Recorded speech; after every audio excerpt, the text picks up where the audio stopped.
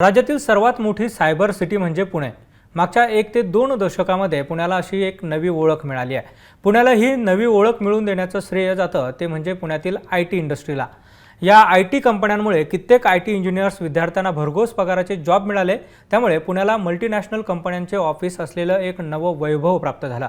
मात्र कोरोनामुळे सुरू झालेल्या लॉकडाऊनमुळे पुण्याचं हे वैभव आता संकटात येऊ लागलंय। पाहूया ते खास रिपोर्ट।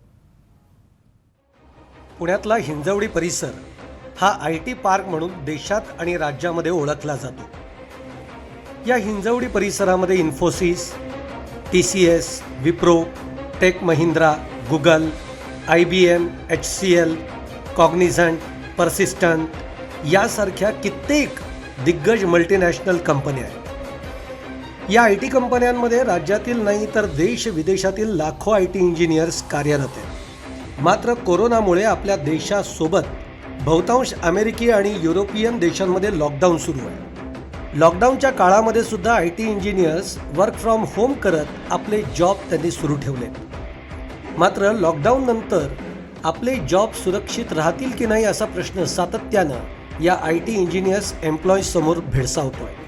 आयटी कंपन्यांना मोठ्या प्रमाणामध्ये अमेरिका आणि इतर युरोपियन देशातून नवनवे प्रपोजल मिळत असतात।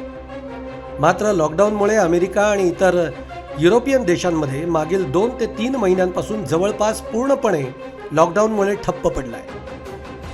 त्यामुळे आपल्या देशातील आयटी कंपन्यांना वर्क प्रपोजल अत्यंत कमी मिळत आहे आणि त्याचाच परिणाम की काय, आपले जॉब सुरक्षित राहतील की नाही असा प्रश्न आता आयटी इंजिनियर्सना सातत्याने भेडसावतोय। ह्या वर्क फ्रॉम होम नंतर पण पुढचं चॅलेंज येतं की हे बिझनेस किंवा हे परफॉर्मन्स कसं आपण मेंटेन करू, कारण की आता बाहेरच्या देशांमधले ऑलरेडी तिथे जास्ती परिस्थिती नाजूक असल्यामुळे तिकडचे जे प्रोजेक्ट्स येणारे असतात वगैरे ते डिले होतात आहे किंवा काही होल्डवर गेलेले आहेत। सो त्यामुळे आम्हाच्यावर दडपण आहे की तुम्ही जास्तीत जास्त चांगलं परफॉर्म कराल आणि ह्या परफॉर्मन्सप्रमाणे आमचं जॉब सिक्युरिटी पण त्याबरोबर लिंक्ड असते। पुण्यातल्या आयटी क्षेत्रातली परिस्थिती नेमकी काय आहे ही आपण बघूयात ग्राफिक्सच्या माध्यमातून। पुण्यात जवळपास 300 ते 350 छोट्या मोठ्या कंपन्या आहेत। पुण्यातील हिंजवडी, येरवडा, खराडी, हडपसर, मगरपट्टा, एरंडवणे आणि सेनापती बापट रोड या ठिकाणी मोठ्या आयटी कंपन्या आहेत। या आयटी कंपन्यांमध्ये जवळपास 5 ते 6 लाख आयटी इंजिनियर्स काम करत आहेत। आयटी इंजिनियर्स व्यतिरिक्त कॅन्टीन स्टाफ आहे, हाऊसकीपिंगचा स्टाफ आहे, एम्प्लॉईज आहेत, त्याच्यानंतर ट्रान्सपोर्टिंग स्टाफ आहे। यामध्ये लाखो कामगार या उद्योगांवर अवलंबून आहेत। अमेरिका आणि इतर युरोपियन देशातून मिळणाऱ्या वर्क प्रपोजलमुळे आयटी इंडस्ट्रीमध्ये कोट्यावधी रुपयांची उलाढालही होत असते। मात्र अमेरिका आणि इतर युरोपियन देशामध्ये लॉकडाऊन सुरू असल्यामुळे नवं वर्क प्रपोजल मिळण्याचं प्रमाण हे अतिशय कमी झालं आहे। ते काम टिकवून ठेवण्याची वेळ पुण्यातल्या आयटी इंडस्ट्रीजवर ओढावली आहे। कर्नाटकातील बेंगळूर, चेन्नई आणि महाराष्ट्रातील पुण्यामध्ये देशातील 3 मोठे आयटी पार्क्स आहेत। आयटी इंडस्ट्रीमुळे बेंगळुरू, चेन्नई आणि पुणे या 3 शहरांचा विकास झपाट्यानं झाला।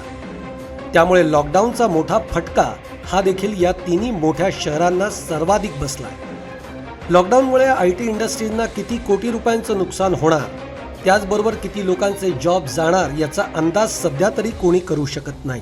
मात्र लॉकडाऊन नंतर आयटी इंडस्ट्रीजमध्ये मोठ्या प्रमाणामध्ये कॉस्ट कटिंग होऊ शकतं अशी भीती फोरम फॉर आयटी एम्प्लॉईजचे अध्यक्ष पवनजीत माने यांनी व्यक्त केली आहे। कोरोनामुळे प्रोजेक्ट्स तर कमी होण्याची दाट शक्यता आहे। प्लस आपले जे सगळे प्रोजेक्ट्स असतात ते UK, US मधून येतात आणि तिथे अजून कोरोनाची संख्या जास्त आहे। त्यामुळे आपल्याकडचं लॉकडाऊन जरी उघडलं तरी तिकडचं जोपर्यंत मार्केट ओपन होत नाही, फुल फ्लेश स्पेंडिंग इकॉनॉमी होत नाही, तोपर्यंत आपले प्रोजेक्ट 100% कमी होणार आणि जसे प्रोजेक्ट कमी होतील तसं एम्प्लॉईजला काढण्याची संख्याही वाढत जाणार।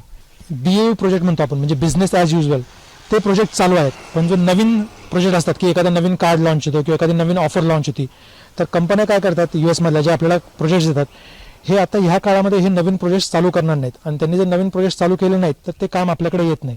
त्यामुळे जर इकॉनॉमी बूमिंग नसेल तर ते हे सगळं काम कमी होत जातं आणि काम कमी झालं की आपल्याकडे एम्प्लॉईजला काढून टाकतात।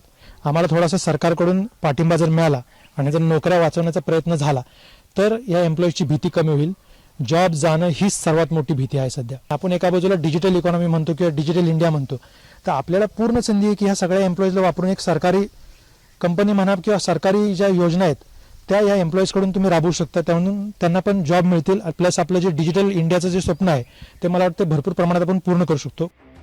मल्टीनॅशनल IT कंपन्यांची 24 तास झगमगणारी ऑफिसेस आणि या ऑफिसच्या बाहेर असणारी वर्दळ कोरोनाच्या लॉकडाऊनमुळे शांत झाली. त्यामुळे या लॉकडाऊनचं लॉक कधी उघडणार असा सवाल या IT इंजिनियर्सना पडला आहे. लॉकडाऊनमध्ये इतर उद्योगधंदे पूर्णपणे ठप्प पडले, मात्र IT इंडस्ट्रीमधील एम्प्लॉईजनी वर्क फ्रॉम होम करत ही इंडस्ट्री कुठेतरी सुरळीत सुरू ठेवली. तरी देखील विदेशातून मिळणाऱ्या कमी वर्क प्रपोजलमुळे ही इंडस्ट्री देखील संकटात आलेली आहे. आता ह्या इंडस्ट्रीमध्ये आपलं जॉब सेक्युअर असेल की नाही असा प्रश्न कित्येक IT इंजिनियर्सना भेडसावतोय. कॅमेरामॅन धनंजय भगतसह गोपाल मुडगरे, AM न्यूज पुणे.